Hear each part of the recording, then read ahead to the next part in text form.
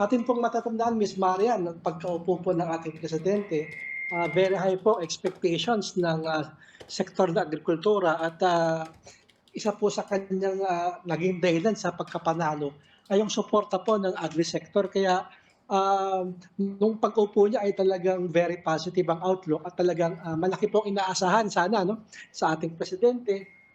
Ngayon pong last 2 years, we're hoping na yung mga initiatives ay talagang magbunga, pero yun nga po meron kasi tayong mabigat na problema dahil, kahit po sinasabi nating may mga positive, ah, kumbaga ay positive development sa agriculture sector, ito po ay na-undermine o sa term nga natin ay parang naha-hijack nito pong mga economic, team ng ating gobyerno na patuloy po ano, yung kanilang, mga polisiya sa mga unlimited importation at patuloy po yung, pagbaba ng taripa. Ngayon po ay meron namang bagong panukala, gusto pang ibaba to 5 to 10% ano, dito po sa ating, baboy, manok, mais. Kaya po kung ano man po ang positive sa ating agriculture sector, ito naman po ay na-undermine nito pong patuloy na policy ng ating economic team na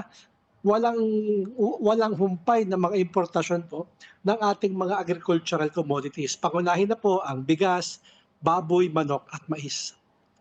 Okey. So parang within those, or eto nga siguro kahit itong, taon na lang po muna na ito, kahit ilang months pa lang naman yung nakakalipas, parang heavy on importation pa rin po ang ibig niyong sabihin po Sir Jason? Opo, for the past 3 years, malaking importasyon at nakakatakot po itong first half ng taon dahil, pareho po sa bigas at, pork, unprecedented po yung, dami ng import. Sa bigas po, umaabot tayo sa 2.7 million metric tons. Ibig sabihin, lalagpas tayo ng 5 million metric tons. First time sa history natin, pinakamalaki natin was 4.5 2 years ago. Ngayon po kung magtuloy-tuloy itong, mga pumapasok na mga importasyon, aabot ng almost lalagpas ng 5 million metric tons. Sa baboy naman po, halos nasa 500 million kilos tayo, lumaki siya ng 10% from last year. Kaya for the first time baka lumagpas tayo sa 1 billion kilos sa baboy. Sa manok din na gano'n din, nasa 300 plus, so lalagpas pa rin siya sa 700 million kilos, this year. Yun po talaga yung, mga pangamba ngayon ng agriculture sector. Despite all the efforts, pagdating po kasi sa huli, ang ating sinisilip lagi ay magkano po ba nabibili yung mga produkto ng ating mga farmer sa farm gate. At Mm. for the past 3 years, talagang padaustos po pababa at marami na po ang tumigil sa ating mga magmamanok, marami po ang hindi nagtanim ng palay at mais ngayon. Yun po ang sana gusto nating ma-reverse ano, yun ang sana ang ating maparating sa Pangulo despite all the programs and projects sa agriculture sector. Kapag tuloy-tuloy ang pagbaha ng imported na agricultural products na mura, eh talagang babagsak po ang sektor ng agrikultura.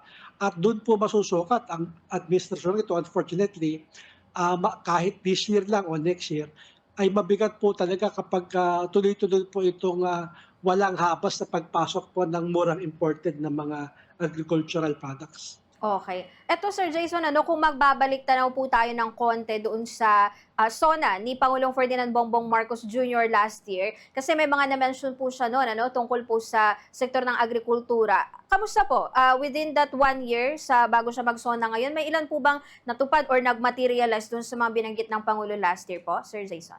Opo, bagamat hindi siya directly sa agrikultura, Opo. ibinandera ng Pangulo yung ₱20 per kilo na bigas. Yun naman ay kinikilala natin, marami pong mga outlets, maraming mga centers ang talagang nagbebenta po ngayon ng 20 pesos per kilo na bigas at positive po yun, nakakatulong sa consumers natin. Kaya lang po again, yung likod ng 20 pesos per kilo na bigas, ang kapalit naman nun ay talagang dumuusdos po yung presyo ng palay para po sa ating mga rice farmers. Okey po. At, this year, Sir Jason ano, etong bago yung, State of the Nation address ng, Pangulo, may mga nagkaroon ba ng, kayo po sa SINAG at iba pa pong mga agri-groups, ng mga panibagong talakayan po sa Department of Agriculture, when it comes po sa mga agri-issues, sir? Opo, tuloy-tuloy naman ang ating pakikipag-usap kaya nga po kinikilala naman natin ano, yung efforts ng, kasalukuyang, pamunuan ng DA. Maganda po talaga ang kanilang mga itinutulak na mga programa. Yun nga po ano, nais nating ulit-ulitin, nababalewala po lahat yan dahil sa huli, ang talagang magiging, indikasyon natin ay kumita po ba ang mga farmers, gumanda po ba ang mga presyuhan sa farm gate. Nandun po talaga yung basis natin kasi kahit gaano kaganda yung tanim mo, na-improve mo yung productivity, sa dulo kung ikaw ay babaratin din, wala pa rin pong impact. Ngayon po ay yun ang ating kinakatakot, tumaas pang production cost dahil po dito sa giyera sa Middle East, halos umabot ng 20,000 per hektar ang dinagdag sa palayan at maisan.